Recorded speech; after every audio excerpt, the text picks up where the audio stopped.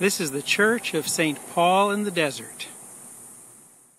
Would you please turn to the front of your bulletin and join me as we say together our mission statement again.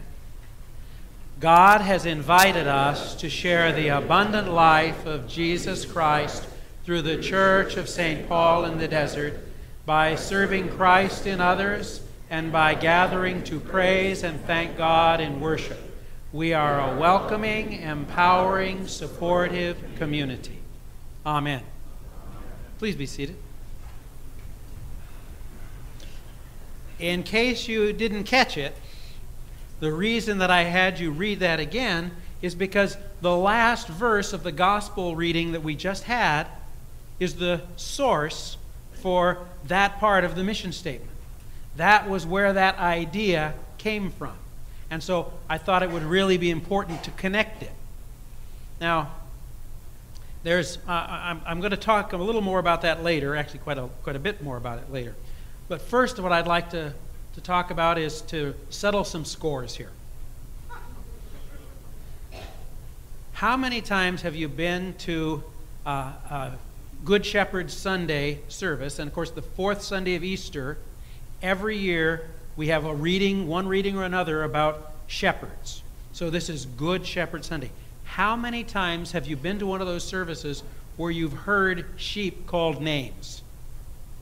Not pleasant names, kind of like, maybe they don't have it all together, maybe they're a little slow. I used another word for it this morning at the early service, and somebody with a little kid with him came up and said, "Why did he say that? We aren't allowed to say that at school." And I said, oh my gosh, because the word that is often associated with sheep is also a word that bullies use a lot to call other people names. So I'm trying to model better behavior. But I did want to settle the score. And the score to be settled is this.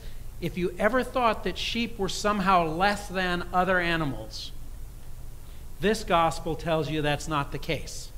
This gospel tells you that the sheep know the shepherd's voice.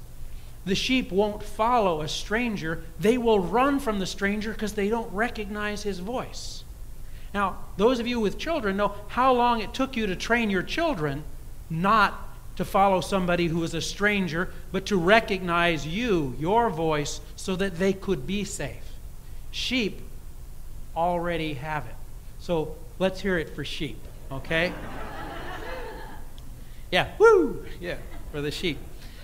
Well, as much as I'd love to follow down that path with the sheep, that's really not the meat of the... that's really not the meat of the sermon. Sorry. It is about that last line of the gospel.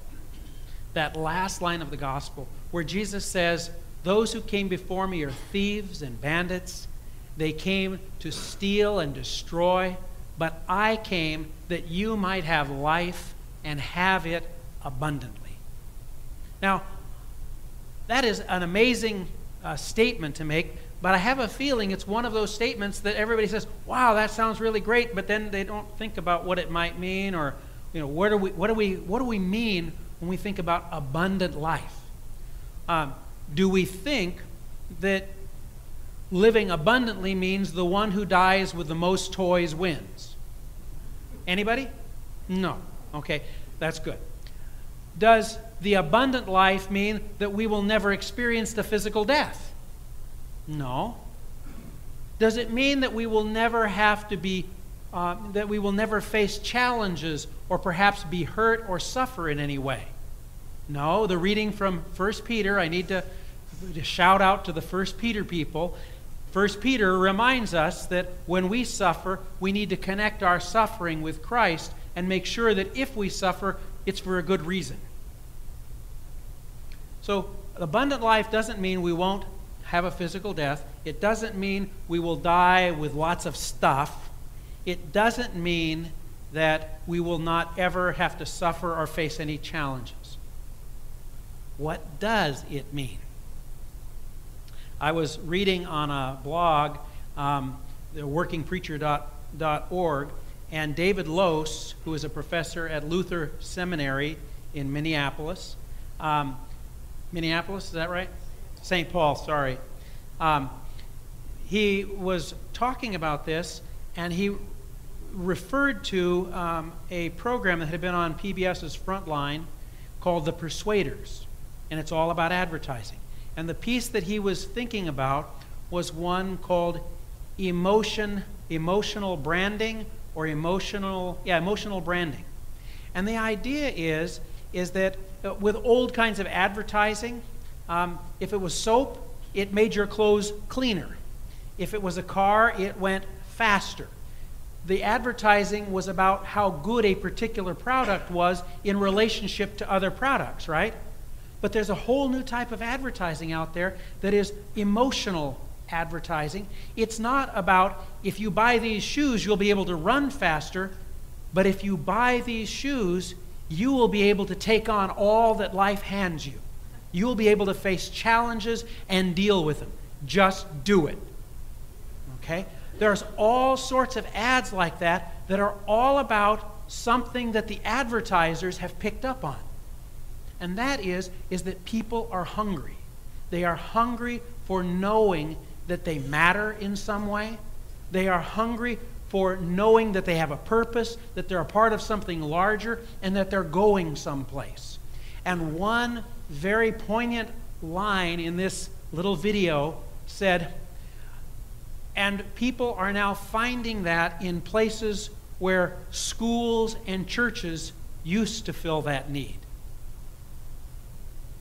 So when I think about life abundant, living abundantly, the abundant life, what I'm really thinking about is that the abundant life is a life where we know we matter, where we have a sense of being a part of a community that is larger, and a purpose that is God's own purpose and draws us to follow and to organize our life around it. That's what I call abundant life. And I have a feeling that that's exactly what Nike and all of these other companies, Apple and all of these other companies, are really aiming at. They are trying to sell us on the idea that if we buy their product, our life will be different. I have to say there's something personal about this, because one of the groups that are primary in this is Starbucks. And I've drunk the Kool-Aid. Starbucks isn't about coffee and whether their coffee tastes better, is more bitter, less bitter. It's about, are you part of a community? Okay, so all of this is about that abundant life. But what I'm suggesting is that what we celebrate here at St. Paul in the Desert, what we celebrate as Christians, is that Jesus has given us that gift of abundant life. Jesus is our shepherd, and Jesus is the one who recognizes us, who knows us by name, and whose voice we will recognize. Jesus has gathered us and has put us into a place where we're safe. Now, what does safe mean? Well, look at the first line of the last hymn. I come with joy to greet my Lord, forgiven, loved, and free. Now, I think that's a pretty good definition of what it means to be safe. I'm not worried about somebody coming. I'm not worried about God trying to get me. I am forgiven, loved, and free. Now, Jesus has drawn us into this fold. Jesus is the gate through which we've gone in. Jesus is the shepherd that will lead us. But there's something else about that. Living abundantly is not just about all of us arm in arm, gathered together, hiding out in the sheepfold, just talking to one another all the time about how great it is that we're forgiven, loved, and free. I wish those people out there knew something about this, because we love it so much in here. We're forgiven, loved, and free. The reality is that living that abundant life is not just about us. It's not all focused inward on how I got the things that I need that give me meaning. But it's about how we as a community follow Jesus. There's a line in this gospel that says, and when I've gathered them together, they will go in and go out, and I will lead them.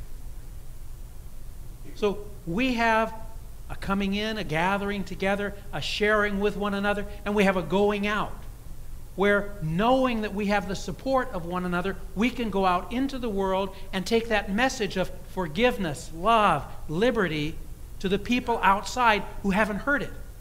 And maybe bring them back the next time. Let them know, hey, here's a place where you will be treated like you're somebody, not like you're nobody.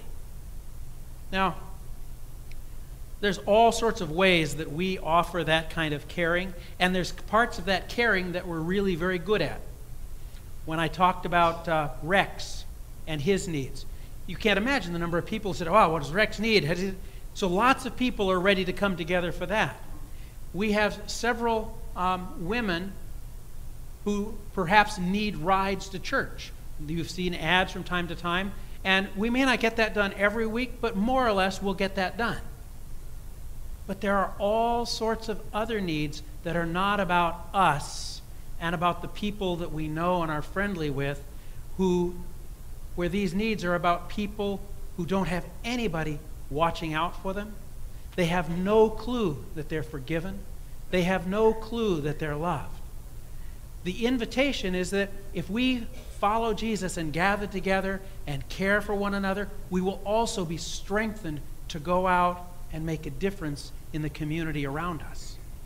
Now, there's a little bit of history in this.